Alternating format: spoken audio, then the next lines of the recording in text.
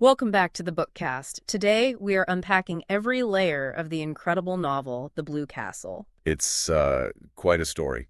Really powerful. Absolutely. Get ready for a deep dive into its characters, themes, and, all those hidden meanings tucked away in the story. Let's do it. Okay, so our journey today, it starts somewhere pretty relatable, actually. That feeling of being utterly trapped.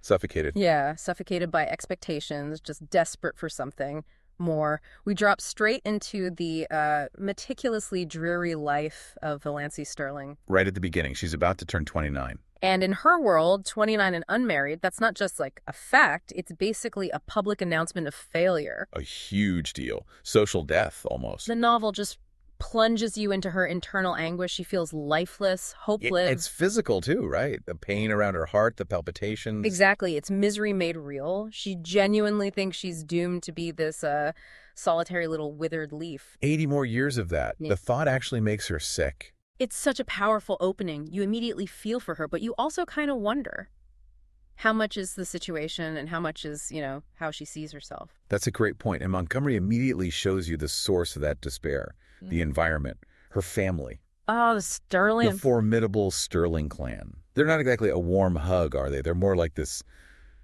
rigid institution. Oppressive, almost. Especially her mother, Mrs. Frederick Sterling. Masterful portrayal. Cold, critical, relentless. She has these bizarre rules. They're like the no fires after May 24th thing. Yeah, even if it's freezing. And the strict meal times, 0 excuses allowed. And it's not just rules, it's control over Valancy herself, her hair. The pompadour. Insisting on it. And just dismissing her headaches like they're nothing. You ain't in the habit of having headaches. Yeah. Chilling. It really is. It's this constant, subtle wearing down of who she is. And it's not just the mother. The whole family chips in. Oh, absolutely. Cousin Stickles. Always nagging. Yeah. Got your rubbers on. Flannel petticoat. You almost feel sorry for Stickles, too, though. The book hints she was once desirable, but now she's just this echo of Mrs. Frederick. A grim shadow, yeah. Then you've got the uncles and aunts, a whole chorus of criticism. Uncle Benjamin and his awful jokes. The abominable conundrums about her being unmarried, mere age in marriage. It's so cruel, deliberately poking at her biggest insecurity. You just want her to throw something at him. You really do. And Aunt Wellington, the matriarch, judging everyone, even Uncle Herbert's dinner prayers. And she's the one who gave Valancy that horrible picture of Queen Louise. The smug one, which Valancy has hated for 19 years but can't take down because the family would have a fit. It's unbelievable. Then there's Uncle James, the clan oracle. With his owl-like sarcasm, asking about her hope chest. Just twisting the knife. And Aunt Isabel saying she looks pinched and peaked. It's like she's under constant attack. Relentlessly reminded of how she falls short in their eyes. But the worst, maybe. The absolute worst is Olive. Olive, the Wonder Girl. Everything Valancy isn't. Beautiful, popular, loved. Always showing off her engagement ring, that diamond insignia of love. And Valancy sees herself as just Olive's foil. The contrast. You feel that envy just radiating off the page. Olive's perfection is constantly rubbed in her face. Even when Olive is supposedly confiding in her, it's just another way to highlight Valancy's empty life. Right. Olive talks about love letters and men being mad over her, and Valancy's just sitting there thinking about her secondhand existence. That phrase is so powerful. All the great emotions of life have passed me by. It leads to that crushing realization. Her life is empty. Empty. Nothing is worse than emptiness. It shows how comparing yourself constantly just destroys you. And that emptiness, it's not just internal, it's literally reflected in her room. Oh, the room description. It's so vivid. Montgomery gives you every grim detail. The yellow floor, that awful hooked rug. With the grinning dog. Yes. Faded wallpaper, stained ceiling, that weird brown paper thing with purple roses. The lambrequin. Even the mirror is cracked and spotted. And the few personal items. That potpourri jar from her mother's mythical honeymoon. The shell box from Cousin Stickles. Yeah. Constant reminders of things she doesn't have, or things that are just ugly. Even the pictures. A sad puppy and that Queen Louise she hates. It's like the room itself is neglected because she's neglected. It's brilliant symbolism. The ugliness outside matches the despair inside. Totally. And if the house isn't bad enough, there's the birthday picnic. The annual nightmare. Always on her birthday, especially after she turned 25. Just a cruel reminder of her age, her single status. Filled with the family's mocking jokes. And Olive showing off. I remember that lost teaspoon incident. Oh yeah, from Aunt Wellington's set. She never heard the last of it. It's like these small humiliations just pile up year after year. Death by 1,000 cuts, definitely. But amidst all this misery, Valency has a secret weapon. Her imagination. Exactly. Her blue castle in Spain. It's not just daydreaming. It's her lifeline. Her spiritual home, the book calls it, where she's beautiful, loved, married. And her dream lover changes over time, doesn't he? From golden curls to dark and pale, then ascetic. And then grim-jawed and rugged. And most recently, reddish, tawny hair, twisted smile, mysterious past. Foreshadowing much. But yeah, this inner world is what gets her through. It's her hidden rebellion. If the Sterlings only knew. Right. So that brings us to this tiny, almost accidental turning point. The day the story starts, it rains. The picnic is canceled. Such a small thing, but it saves her from another round of humiliation. And that tiny bit of relief sparks something. A little daring thought. Yeah. Yeah. Maybe I will see Dr. Trent about my heart. Maybe I will get that John Foster book. And she even finds that secret stash of money her father left her. $200. Money she was never allowed to touch. It's this quiet little act of taking control, like the universe just whisper, go on. And what happens next is fascinating, because this devastating news she gets, it actually becomes the key to her freedom. It's so paradoxical. Totally. It completely flips her understanding of fear, unlocks the strengths she had no idea was there. Even deciding to see Dr. Trent is a big deal for her. Huge. The family rule is Dr. Marsh, the relative. Yeah. You need Uncle James's approval, a whole family council. The fuss and pother, as she calls it. She knows exactly how they'd react. Aunt Isabel calling her piqued. Uncle Wellington insulted. And Olive just looking beautiful and superior. So she follows her gut, goes to Dr. Trent. He's gruff, absent-minded, but he knows hearts. That first step away from the family script is so important. And then comes the library moment, finding John Foster's Magic of Wings. That quote, it hits her like lightning. Fear is the original sin. Can you read the rest? It's so good. Sure. Almost all the evil in the world has its origin in the fact that someone is afraid of something. It is a cold, slimy serpent coiling about you. It is horrible to live with fear, and it is of all things degrading. Wow, it speaks directly to her entire life, doesn't it? That's what pushes her over the edge to see Trent. Forget the family. Forget Redfern's purple pills. The family cure-all. Foster's words give her the courage she needed. It's amazing how literature can just change things. It really is. But the irony. Oh, the irony. Right. Dr. Trent rushes off. His son's had an accident, and in the confusion. It gives her the wrong letter. A letter for Miss Jane Sterling, detailing a terminal heart condition, angina, aneurysm, 1 year to live. Valency's initial reaction is just numbness, right? Disbelief. Yeah, but it quickly turns into this terrifying certainty. This is it. 1 year. And that misdiagnosis, that lie, that's what sets her free. Exactly. It's not the truth. It's her belief in this terrible diagnosis. Well, it makes you think, doesn't it? What false beliefs might actually be holding us back or could potentially liberate us. That's deep. But for Valency, it's this sudden, intense liberation. The diagnosis shatters her fear. She realizes, I'm not afraid of death. And if she's not afraid of death, need not now be afraid of anything else. All those other fears, poverty, being an old maid, offending the family, they just evaporate. Because she won't live long enough for them to matter. Yeah. The only thing she is speck afraid of. The fuss they'd make if they knew. Which is kind of funny in a dark way. It is. And that fear actually motivates her to keep it secret, which fuels the rebellion. It's a complete psychological turnaround. She makes that resolution. I've been trying to please other people all my life and failed. After this, I shall please myself. I shall never pretend anything again. She's done with the fibs and pretenses and evasions, wants the luxury of truth. And then the symbolic act, smashing the potpourri jar. That scene against the schoolgirl complexion ad. I'm sick of fragrance of dead things. It's so visceral. It's not just breaking a jar, it's shattering her whole past life. Irreversible. And she feels happy, wholly happy for the first time, even thinks dying right then would be okay. It shows how little joy she had before. And this is where things get really fun. Because Valency doesn't just change internally, she starts acting out. Big time. Her family thinks she's lost her mind. Uncle Benjamin's diagnosis. She's dippy. They can't even say insane. It's the time we first noticed poor Valancy was a little, you understand? They're completely baffled by this new Valancy. And she gives them plenty to be baffled about at that silver wedding. Oh, boy. Reading John Foster on a Sunday? Scandalous. And when Cousin Stickles calls her out, she's just like, oh, I forgot it was Sunday, and keeps reading. Then Stickles catches her sliding down the banister. A 29-year-old woman and switching churches just because her mother made her go to the Anglican one. Mrs. Frederick is reduced to tears. Her outraged majesty doesn't work anymore. The power's shifted. And her comments, calling a house blasphemy, telling Aunt Isabel about a beauty parlor for her chins. Asking Cousin Gladys what would happen if she smiled.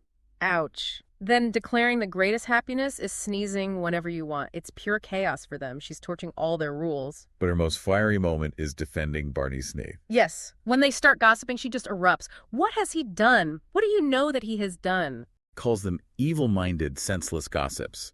Highlights their hypocrisy, especially about the lie connecting him to Sissy Gay's baby. She can't stand that lie. Says a man with his smile couldn't betray someone. And she even shuts down Aunt Wellington, reminding her she's not a young girl anymore. Aren't you always rubbing that into me? She says Barney's only crime is minding his own business, which is unforgivable in their little snowbocracy. Bam. This is Valancy completely unleashed, using her supposed death sentence as armor. And internally, she sees them all clearly now. Aunt Mildred's boring, Cousin Sarah's timid. She thinks about her whole secondhand existence, that emptiness, and that childhood memory comes back. The dust pile. Olive always got the bigger one, and all Valancy wanted was her own little pile. It perfectly symbolizes her lifelong craving for something, anything, that was truly hers. This clarity is just exhilarating for her. So her outlaw life goes literal. She heads towards Roaring Abel Gay's place. Roaring Abel. Notorious old carpenter, often drunk, colorful past. But Valancy kind of likes him, sees a kindred spirit, maybe.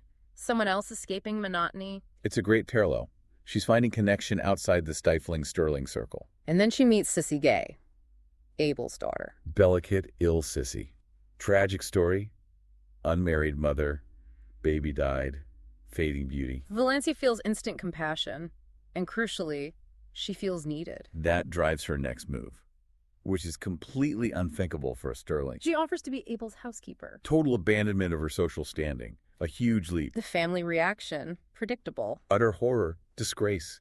Mrs. Frederick despairs. Uncle James threatens lawyers. Cousin Stickles is worried about the flannel petticoat she didn't even wear. But Valancy just packs her bag, sends it off, and walks out. Leaves them speechless. And that walk to Abel's. She feels this queer exhilaration. The landscape feels free, unlike the ugly Sterling house. It's her journey to her real blue castle. Even though the house itself is.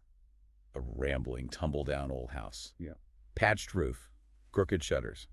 Not exactly sapphire towers. But it is her independence, and she finds this unexpected happiness there. Feels years away from her old life. Yeah. Genuinely happy. No rules, no quilting, no rubber plant. She can sneeze when she wants. Exactly. And she finds purpose. The house is dirty, but cleaning it feels satisfying. Real work. She nurses Sissy, and they connect. Sissy sees Valancy has a secret, her blue castle. And Valancy actually shares it, the first person she tells. That's huge. It is. And Abel, his roaring is mostly noise, right? Relief, she figures out. She manages him calmly. It just shows you can find happiness and connection in the most unexpected, unconventional places. Which leads us right into the bigger picture, her connection with Barney Snaith. The ultimate unconventional connection. Her acquaintance with him grows slowly, mostly through observation. She starts noticing details. His eyes aren't brown, they're Deep violet.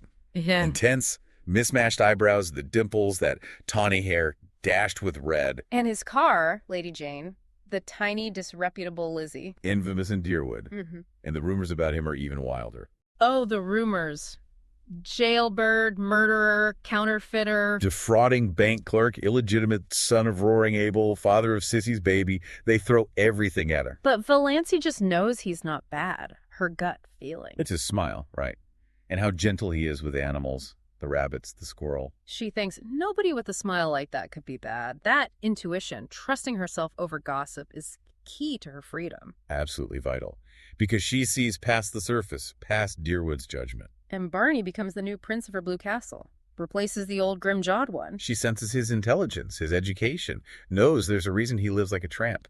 He tells her stories hoboing, cattle ship, the Yukon, Spending a night lost on the divide. Intense stuff. and she believes him. How could that guy be the guy from the rumors? She likes everything about him. The hair, the smiles, the glint in his eyes, even his loyalty to that awful car. He's not the typical hero, and that's why he works for her. Her transformation really shines at that Chidley Corners dance. The up-back party. Her wearing that green dress, the crimson beads. A deliberate statement. Sissy calls her a green moonbeam. Sweet. But the party itself, rough. Drunkenness, bad language. Valancy regrets going. It's a reality check. Escaping family doesn't mean escaping all unpleasantness. But then Barney arrives. The rescue. Swoops in, saves her from that awful guy, swings her out the window. She feels relieved, ashamed, but mostly glad to be holding his hand. And then Lady Jane runs out of gas. Stranded, forcing them together in the quiet moonlit night. That forced intimacy changes everything. It's there in the silence that she has the lightning flash. Thinking of John Foster again. If you can sit in silence, entirely comfortable, you can be friends. And she just knows. She loves Barney. Wholly, without reservations. It's not some desperate grab for marriage. It's real connection, real understanding, love redefined. And right after that realization, Uncle Wellington and Olive show up. Horrified, seeing her with him, the judgment is immediate. But Valancy handles it so differently now. She teases Olive, flaunts her freedom. Hopelessly Proper wouldn't have minded if he had kissed her. Says she has no reputation to lose. Olive is furious, sees her as fascinating, but abominably so. It's the perfect clash. Valancy's authentic self versus the sterling world. Which leads, surprisingly quickly, to marriage. A simple ceremony. Valancy wants conversation, normalcy, not brand romance. Tell me about this island. And Barty's description. The jolliest place in the world. The snug shack. The views from that oriel window. It is her blue castle, but real. Tangible. And the animals. Banjo the cat, Good Luck, Nip and Tuck the crows, Leander the owl. A whole quirky family. Adds to the charm. Though there is that one mystery. Bluebeard's chamber, where he does his smelly operations, counterfeiting, chemistry. She's not allowed in. But she doesn't even care. She trusts him. Lives in the present. That's huge progress for her. Her whole being transforms on that island. Physically. The shingled hair, clear skin, no longer skinny. Elfin, mocking, alluring. Mentally, emotionally, no heart attacks, no anxiety. She loves winter now, skating, snowshoeing. She feels born again. Happiness staining backward through her past. And she finally builds her dust pile. That sand cone with the flag, exercising an old demon. Finally, something truly hers. Self-actualization. Their life together sounds so cozy, reading by the fire, talking about everything. Barney's laughter even becomes wholesome. He's healing too because of her. She develops that theory about him being a defaulting cashier. Based on that old newspaper clipping and his mentions of Montreal, but she's sure he never meant to do wrong. Such faith. Her love deepens even more during that storm when he goes missing. The fear is overwhelming. She realizes how much she needs him. His teasing little goose when he returns just cements it. And then the painter, Alan Tierney, sees her, wants to paint her, calls her an elf maiden, wood sprite. Valancy just loves the idea of Olive hearing about that. A little bit of sweet revenge. And Barney's quiet. "You're a nice little thing. Sometimes I feel you're too nice to be real." That hits her hard. Peak happiness. She wishes she could die right then. Still thinks the end is near because the heart attack stopped. That paradox again. Her happiness, her courage, all built on this belief in her impending death, which isn't even real. It really makes you question things. How much are our limits self-imposed? So she's found happiness, but the foundation is about to crumble. The final act. It happens so dramatically. The train incident. Her shoe caught on the track. Barney saves her just in time.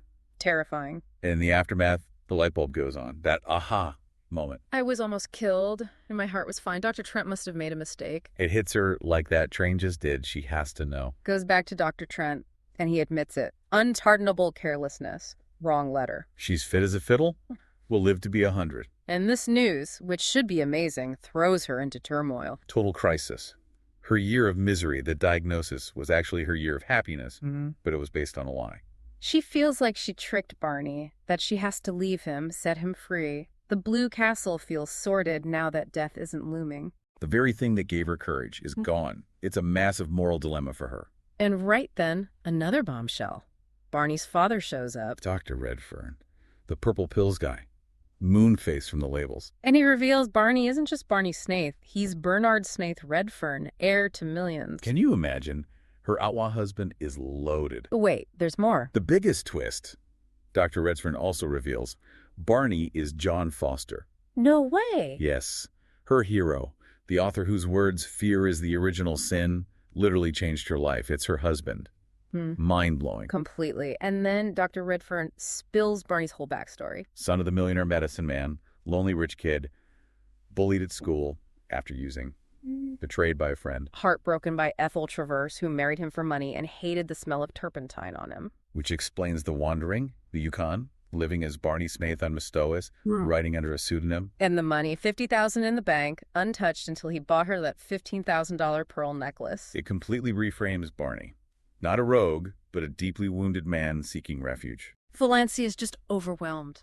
The false diagnosis, Barney's identity, the money. She bolts. Leaves him that cold, factual letter. Offers a divorce. Leaves the pearls. Feels she has no right, that he maybe married her out of pity. It's heartbreaking self-sabotage. That old lack of self-worth creeping back in. Her return to Elm Street is almost darkly funny now. Mom's lacy, Uncle Benjamin's smug. Until the truth comes out. Barney Snaith is Bernard Redfern, millionaire. Suddenly, Mrs. Frederick is proudly talking about my son-in-law, Bernard Redfern. Uncle Benjamin decides Barney's an eccentric genius. All gossip was invention. Olive is green with envy again. They praise Valancy. Always believed there was more in DOS, landed a millionaire, hilarious hypocrisy. Money changes everything for them. But the real climax is Barney finding her there. He's not mad about the diagnosis mix-up. He's furious she doubted them, doubted his love. His declaration is so passionate. "Oh, don't I love you? When I saw that train coming down on you, I knew whether I loved you or not." He tells her he didn't marry her out of pity. She made him believe in friendship and love again. She was his best and jolliest and dearest little pal and chum. And he clarifies his father was wrong about Ethel. He's not going back. Their bond is real. So, the true Blue Castle. It wasn't the fantasy or even just the island. It's the shared reality, built on understanding, acceptance. He promises they'll live near Montreal, but always summer on Mustois. And travel. The Alhambra, nearest thing to the Blue Castle of your dreams. Italy, Egypt. He wants to show her the world. The transformation is complete, permanent. Her happiness isn't based on a lie or a deadline anymore.